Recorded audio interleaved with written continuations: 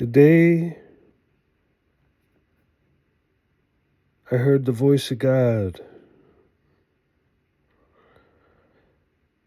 I think it was about a year after my death on Rosh Hashanah, second day of Rosh Hashanah, September 14th, 2007. I had a string of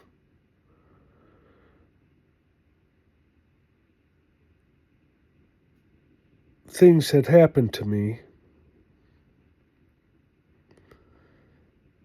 and this was in 2007, and I ended up having a major heart attack and died and was brought back to life on the second day of Rosh Hashanah. After that, I worked mail delivery for the city of Cincinnati, just delivering mail to their departments. Because I was a firefighter and they took me off being a fireman. I had met this man who worked at the garage, and he had invited me to his sweat lodge. He was Lakota Sweat Lodge out in the woods of Indiana. And I kind of got into it, just the whole natural way of being, learning new things. It was a readjustment for myself, so I thought I'd go ahead and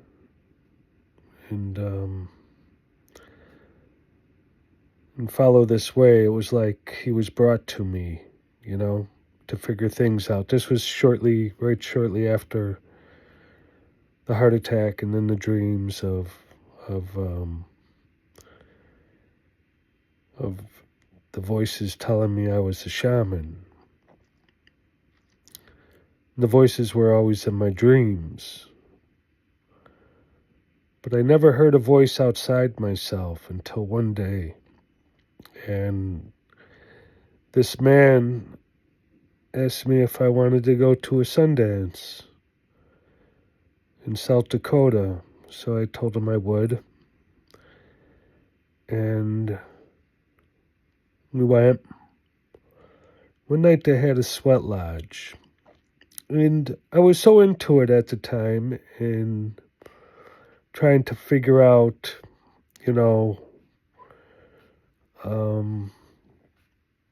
who this God was, this God of the Lakota.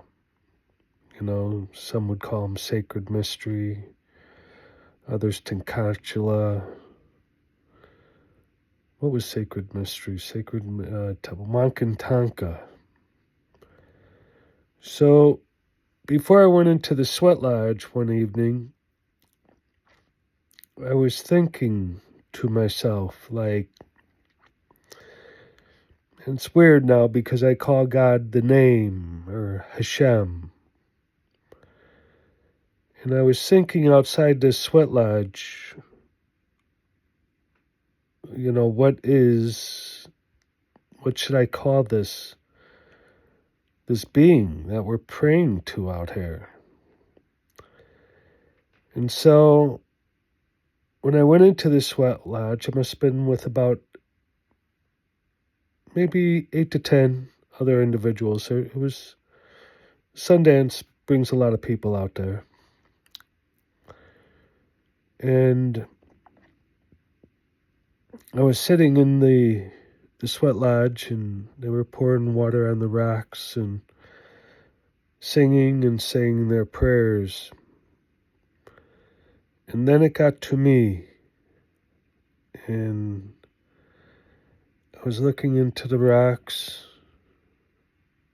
You always get like this light glow in the sweat lodge, especially if you're throwing the cedar on the hot grandfathers. They call the rocks grandfathers.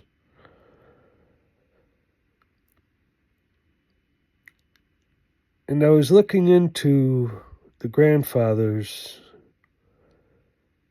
and I was thinking, okay, what is the name?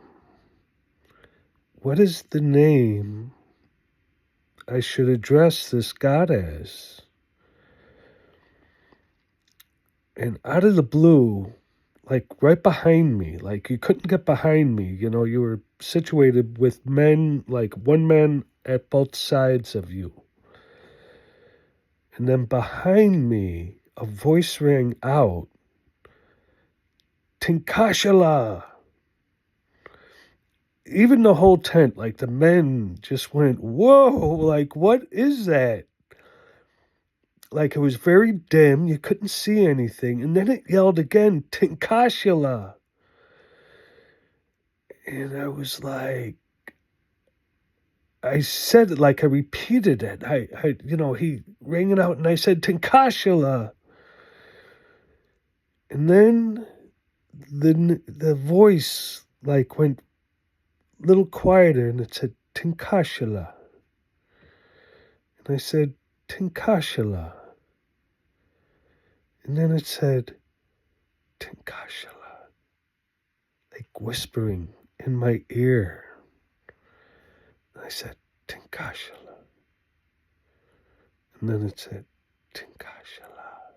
Like to where you could barely hear it. And I was repeating it like Tinkashala. Then it stopped. The voice ended. And I began with my prayers after that voice. Tinkashala. And it's years later now. That was back in maybe 2009 or 10. I think 2009. I was living in Wisconsin at the time. So, but the name Hashem, you know, everything has now taken me to Hashem. The name. Like, what is the meaning of the name? The name Hashem.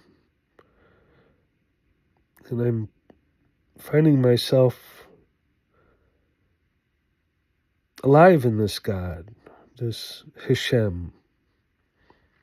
I'm learning a lot, maybe more than I ever have about spirituality and the way of being through this Hebrew tribe now. In this Hashem, the name. And I think of the names, you know, like Allah, God, Hashem. And then you have Abba, which is Father. Abba, you know, was said by the Jewish tribes, was said by Mashiach ben Joseph. And Tinkashala means grandfather. So if Abba could be said to be a name of Hashem, well then why couldn't Tinkashala be? That name that I actually heard, that sounded out of the darkness, out of nowhere.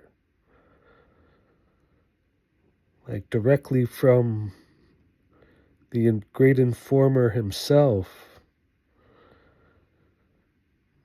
to where what I would know as grandfather.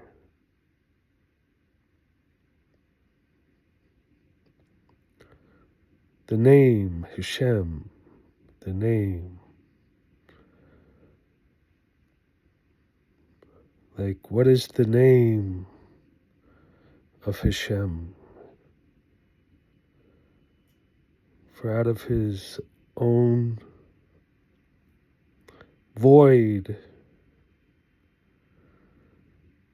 he told me, grandfather.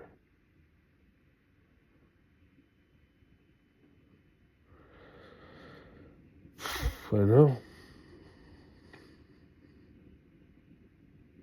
True story.